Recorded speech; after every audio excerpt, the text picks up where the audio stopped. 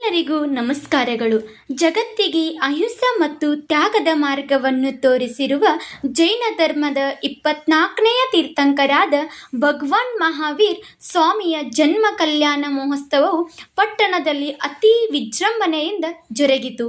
ಪಟ್ಟಣದ ಜೈನ್ ಪೇಟೆಯ ಆದಿನಾಥ ದಿಗಂಬರ ಜೈನ್ ಮಂದಿರದಲ್ಲಿ ಅಭಿಷೇಕ ಪೂಜಾ ವಿಧಾನಗಳು ಕೂಡ ಜರುಗಿದವು.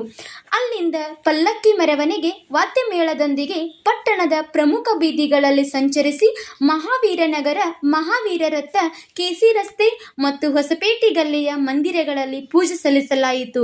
ಮಧ್ಯಾಹ್ನ ಮಹಾಪ್ರಸಾದದ ವ್ಯವಸ್ಥೆ ಮಾಡಲಾಗಿತ್ತು. ಸಂಜೆ ವಿವಿಧ ಮನೋರಂಜನೆ ಕಾರ್ಯಕ್ರಮಗಳು ಕೂಡ ಜರುಗಿದವು.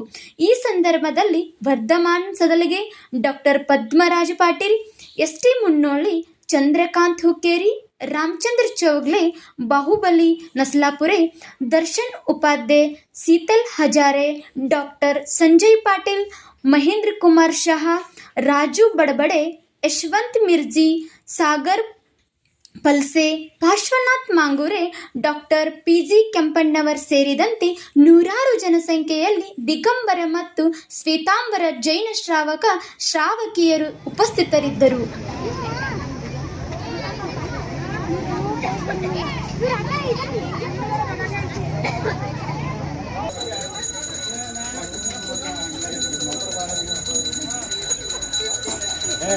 ತಗೊಂಡಿಲ್ಲ